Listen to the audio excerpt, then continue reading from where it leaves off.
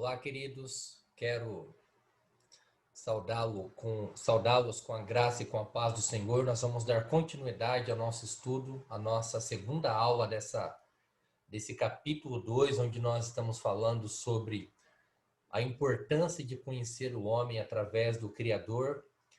Na aula passada, nós começamos a fazer aqui uma distinção entre a fonte da busca do conhecimento da natureza humana. Enquanto a antropologia humana ela busca esse conhecimento através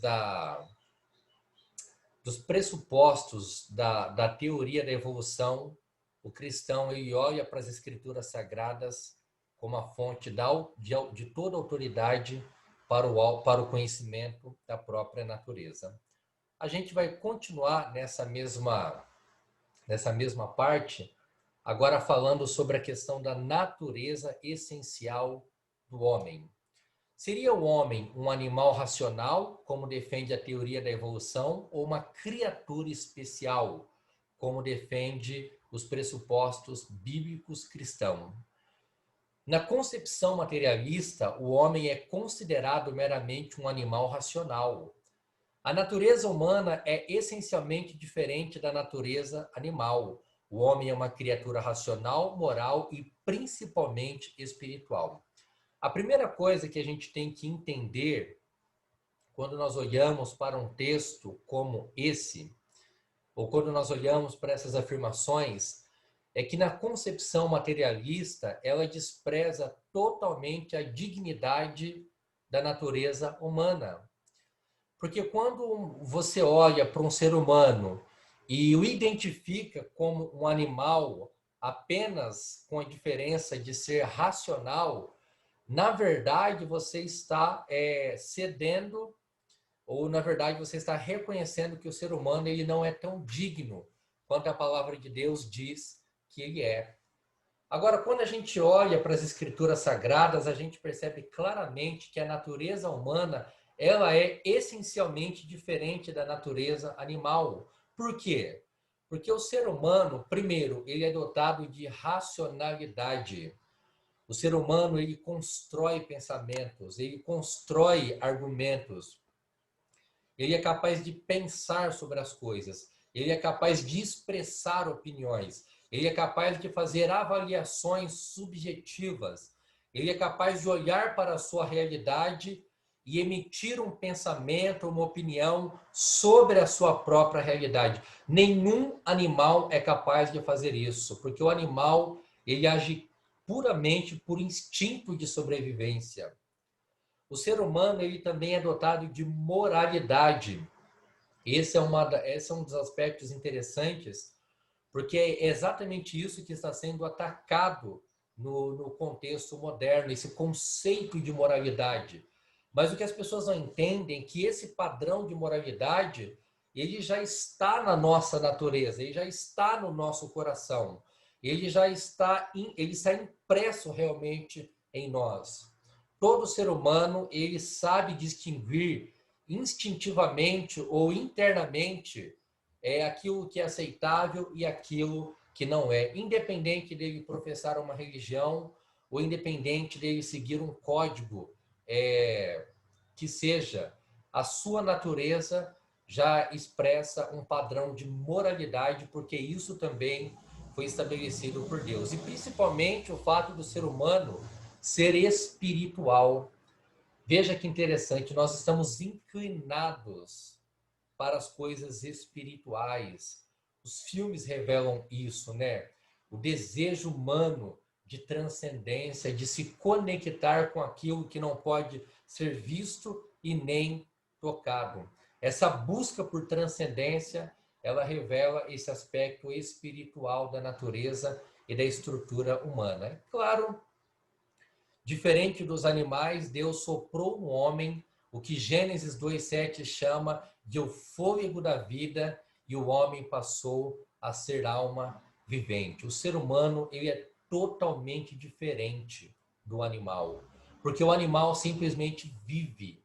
O animal simplesmente ele vive mas a vida dele não tem um propósito como do caso, como acontece com os seres humanos. Os animais, eles vivem por instinto, eles vivem por sobrevivência. O propósito deles está relacionada, talvez, à própria cadeia alimentar, mas o ser humano não é assim. O ser humano, além de exercer um domínio sobre os animais, como é dito lá em Gênesis 1, ele também é superior ao tipo de existência em relação dos animais. Porque enquanto os animais têm o fôlego da vida simplesmente, o fôlego da vida que sustenta os seres humanos foi soprado pelo próprio Deus.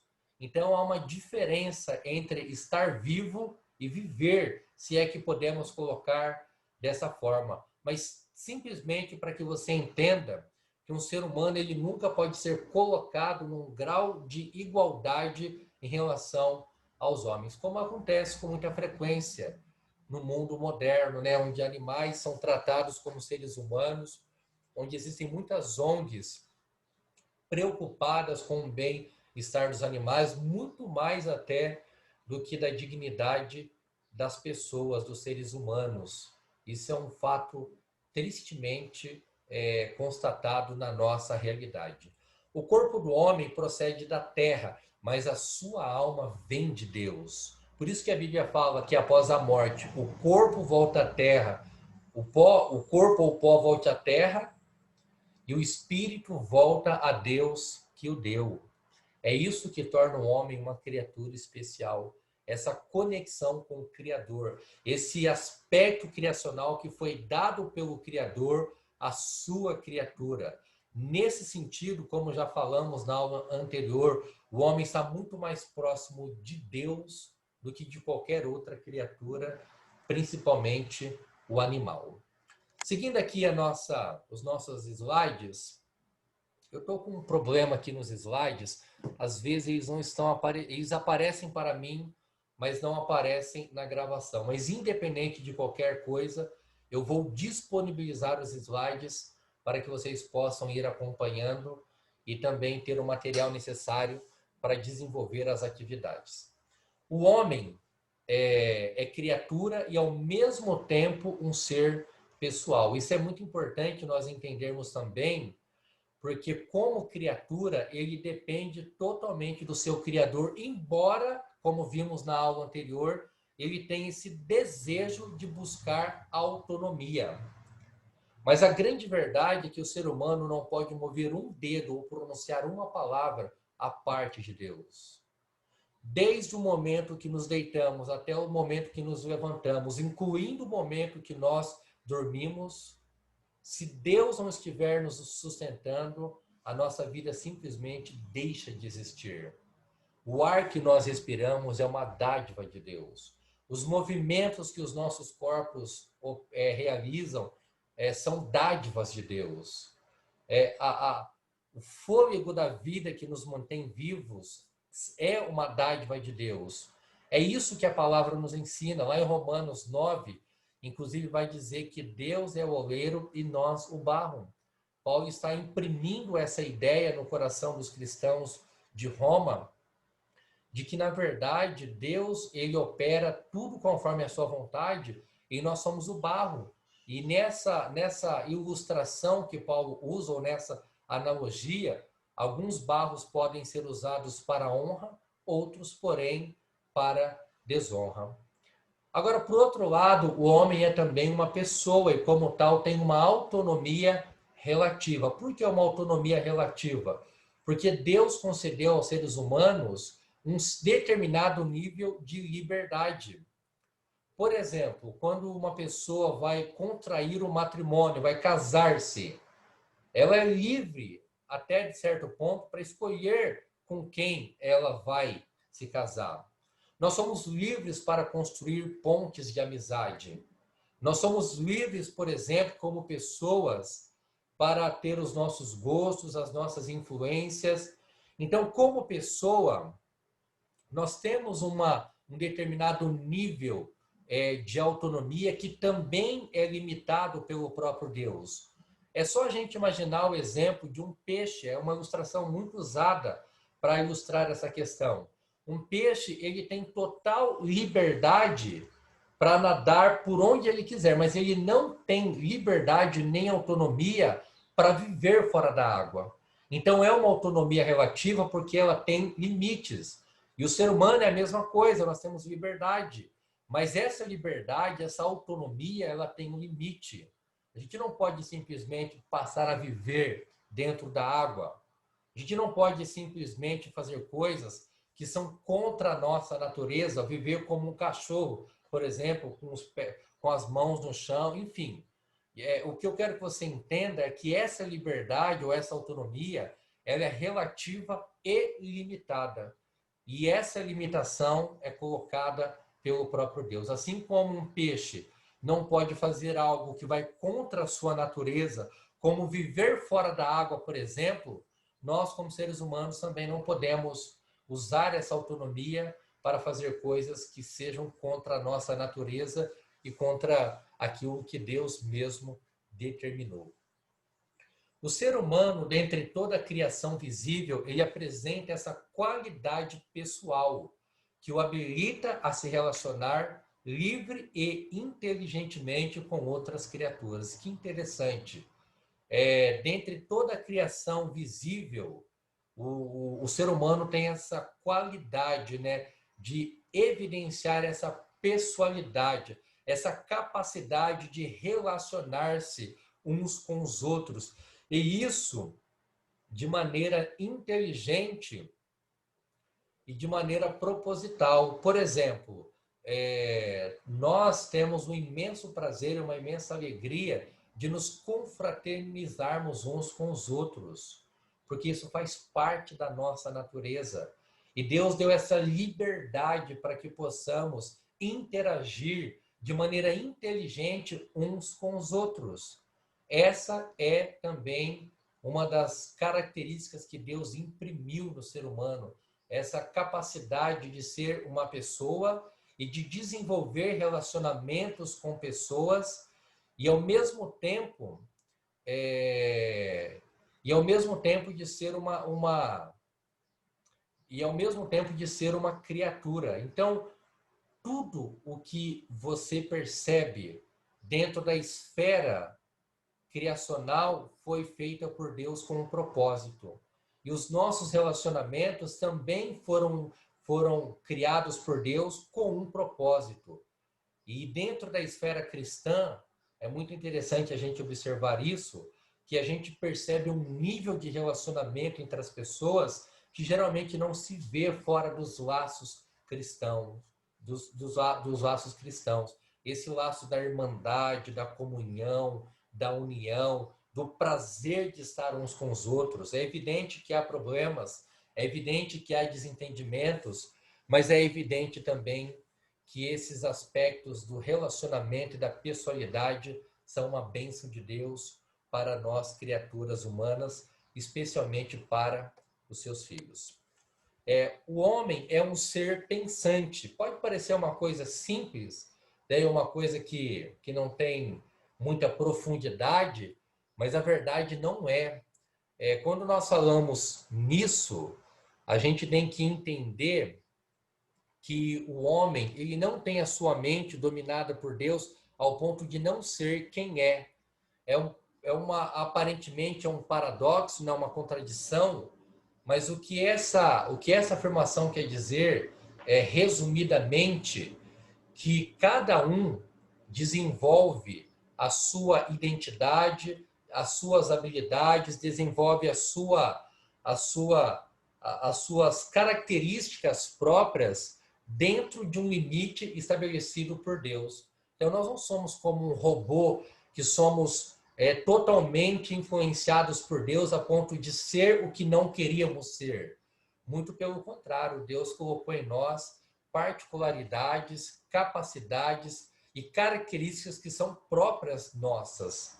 E isso implica ver o homem como um ser pensante, né? Nós temos opiniões, nós temos pressupostos, nós temos princípios, e dentro da esfera dos limites estabelecidos por Deus, nós somos exatamente aquilo que gostaríamos de ser. Por exemplo, o tipo de roupa, né, que a gente usa. Deus não vai escolher a cor da sua roupa.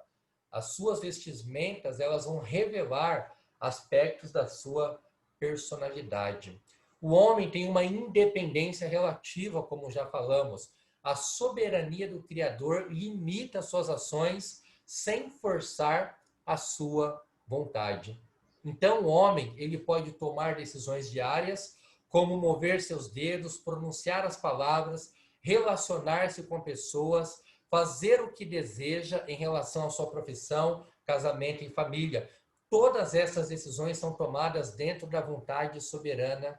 Todavia, essas decisões são tomadas dentro da vontade soberana de Deus. Que maravilhoso que é essa verdade, né? O fato de nós podermos ter liberdade para formar frases, expressar opiniões, relacionar com as pessoas, constituir uma família, desenvolver uma profissão. Embora essas coisas estejam debaixo de uma vontade soberana, da vontade soberana de Deus, elas também expressam uma certa independência, no bom sentido da palavra, que Deus concedeu às suas criaturas. Nesse sentido, o homem é criatura, e como criatura, ele depende totalmente do seu Criador, mas ele é também uma pessoa, e como pessoa, ele tem uma liberdade relativa, porque ele é um ser pensante, ok? Bom, essa harmonia entre a criatura e ser uma pessoa é um mistério essencial para compreender a natureza humana em relação ao Criador. É muito importante nós estudarmos e vermos essa questão do comportamento e da natureza humana para nós não cometermos o erro que os fatalistas cometem, né? De partir do princípio que tudo está literalmente, em todos os detalhes, determinado por Deus, como se nós não tivéssemos nenhuma responsabilidade. É claro que Deus é soberano na história, é claro que Deus está conduzindo a história literalmente de acordo com a sua vontade, mas nós não podemos nos esquecer que Deus também ele permite que os seres humanos tenham a sua, entre aspas, liberdade, no sentido, como falamos anteriormente, de expressar-se como pessoa, de expressar suas opiniões, seus pensamentos e assim por diante. Tem um exemplo aqui que vai ajudar você a entender. Uma criança depende totalmente dos seus pais, porém observamos que à medida que essa criança cresce, vai adquirindo maior liberdade e maturidade e se torna menos dependente de seus pais. Essa ilustração não resolve o problema, porque no caso da relação de dependência e liberdade do homem, não haverá momento algum que ele crescerá ao ponto de ser independente de Deus. É um grande mistério, mas é suficiente para a gente entender que à medida que nós desenvolvemos e amadurecemos e crescemos, nós vamos adquirindo uma liberdade e uma maturidade maior, tá certo? E aí a gente vai, de uma certa maneira, até onde Deus permite, e usufruindo e desfrutando dessa liberdade. Essa colocação é simplesmente para que a gente não cometa o erro de partirmos do princípio de que maneira totalmente fatalística as coisas acontecerão como Deus determinou, atribuindo a Deus, inclusive, as coisas ruins desse mundo e dessa existência. Muito pelo contrário. Você tem liberdade para escolher com quem você vai se casar, você tem liberdade para escolher a sua profissão, as coisas que você faz, que você fala e que você pensa, elas estão relacionadas também com essa liberdade e com essa autonomia. Então, a vida cristã, ela envolve exatamente isso, de você reconhecer a sua responsabilidade nas suas decisões, tá certo? Inclusive no que diz respeito ao seu crescimento e desenvolvimento espiritual. Essa jornada da vida cristã, ela está muito conectada com o desejo do seu coração, que é nutrido por você mesmo. Deus não vai simplesmente colocar a palavra dele na sua mente de maneira miraculosa. Não.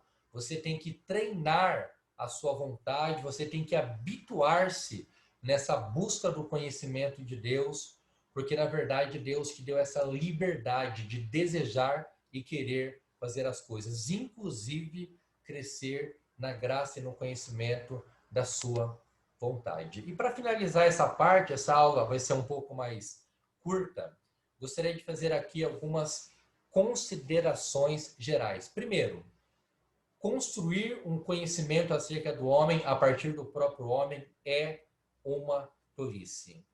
Como vimos na aula anterior, o homem não tem as ferramentas necessárias para explicar a sua origem, o seu propósito e muito menos os seus dilemas internos. Quando uma pessoa é treinada para olhar simplesmente para dentro de si mesma, a única coisa que ela vai encontrar é um abismo cada vez maior. A grande verdade é que se nós desejamos ter uma visão realística de quem nós somos, nós precisamos olhar para as Escrituras. Como diz o segundo ponto, o homem só pode ter um conhecimento acerca de si mesmo na sua origem, que é Deus. O homem só pode ter um conhecimento verdadeiro acerca de si mesmo na sua origem, que é Deus. Ou seja, o homem só pode realmente conhecer a si mesmo olhando para aquele que deu origem a todas as coisas, que é Deus. Quando o homem busca em seu próprio saber as respostas para as suas indagações e a construção da sua identidade, se torna um antideus, mostrando e evidenciando que essa busca, quando ela é dentro de si mesma, na verdade, essa identidade que será construída, ela se tornará contrária à ideia de Deus. A busca pelo conhecimento de Deus, ela passa por esse princípio da humildade. Eu não sei nada de mim mesmo e para saber alguma coisa, eu preciso recorrer àquilo que o meu Criador fala a respeito de mim mesmo. A única fonte confiável para a construção real de um verdadeiro conhecimento é por meio do Criador que se revela nas Escrituras. Contudo, é a única fonte que o ímpio tem para construir seu conhecimento é a revelação geral, pois o mesmo não se submete à autoridade das Escrituras. Então, quando as pessoas, quando os ímpios, os não cristãos, eles buscam esse conhecimento dentro de si mesmo, ou na natureza, ou em qualquer outra fonte que não seja Deus, na verdade, eles estão fazendo simplesmente aquilo que eles podem fazer. Eles estão agindo de acordo com a sua própria natureza. Por não terem o conhecimento de Deus e por seus corações não terem sido despertados para as coisas de Deus, a única coisa que resta para o ímpio é buscar esse conhecimento através da revelação geral, que, como você deve saber, se não, eu vou explicar rapidamente, é toda a revelação de Deus que é dada para todas as criaturas indistintamente. A criação, a revelação geral, ela engloba toda a criação visível de Deus. A revelação especial, ela é direcionada apenas para os cristãos, porque ela necessita da obra do Espírito Santo para que compreendamos a vontade e a palavra de Deus, enquanto a revelação geral ela é direcionada para todos os seres humanos. Embora a revelação geral ela seja suficiente para apontar para a grandeza e para o poder de Deus, ela não é suficiente para produzir fé e salvação. Somente a revelação especial é que cumpre esse papel. Mas sobre esse assunto, a gente pode estudar numa outra oportunidade, dentro da teologia. Acredito que algum professor do Instituto vai trabalhar com essa diferenciação entre a revelação geral e a revelação especial. Mas para o momento, o que gostaríamos de passar para os nossos alunos é exatamente isso. Pode parecer que o conteúdo é um pouco repetitivo, mas é que a nossa pretensão, o nosso propósito é realmente de criar um alicerce que seja firme para que a gente tenha um conhecimento claro e bem fundamentado de que não há a mínima possibilidade de buscar o conhecimento da natureza humana em outra fonte que não seja nas Escrituras, que é a revelação do Criador, tá certo? Que Deus abençoe grandemente a sua vida, que Ele proporcione o crescimento na sua graça e no seu conhecimento. E mais uma vez me coloco à disposição para qualquer dúvida, pode mandar pelo aplicativo Telegram e a gente está à disposição para ajudar os irmãos nessa jornada. Que Deus abençoe e fiquem todos com Deus.